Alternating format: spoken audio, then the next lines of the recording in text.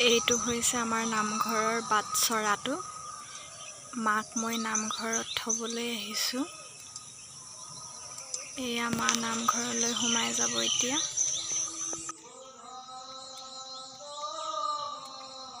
এইটো আমাৰ নামঘৰ।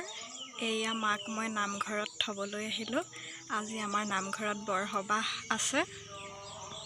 এতিয়া প্ৰসংগ কৰি আছে। আজি মোৰ কপাল বেয়া। কাম চাব লাগিব কাৰণে মই নামঘৰলৈ আহিব নোৱাৰিলোঁ। আকৌ মাক নিবলৈ আহিম পিছবেলা। বৰগীত আৰম্ভ কৰিছে। প্ৰসংগ কৰিব এতিয়া। প্ৰসংগ কৰাৰ আগত বৰগীত গাই লয়। সেই বৰগীতটো গাই আছে বুলি মই ভাবিছোঁ। এতিয়া প্ৰসংগ হ'ব। এয়া আমাৰ নামঘৰটো। প্ৰসংগ কৰাৰ পিছত শাস্ত্ৰ পঢ়িব। শাস্ত্ৰ পঢ়ি শেষ হোৱাৰ পিছত হৰিনাম ল'ব। এইখন মই পঢ়া স্কুলখন।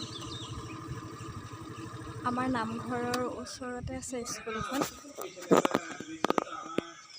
ইয়াত কিবা অনুষ্ঠান অনুষ্ঠিত হৈ আছে স্কুলত। খুব সম্ভৱ কুইজ প্ৰতিযোগিতা চলি আছে নেকি। এইখন স্কুলতে মই সৰুৰ পৰা পঢ়িছিলোঁ। একদম ক শ্ৰেণীৰ পৰা একেবাৰে 8লৈকে মই এইখন স্কুলতে পঢ়ি গৈছোঁ। আমাৰ নামঘৰটোৰ ওচৰতে আছে স্কুলখন। ইয়াত কুইজ প্ৰতিযোগিতা অনুষ্ঠিত কৰি আছে। আজিলৈ ইমানতে সামৰিছোঁ। ধন্যবাদ।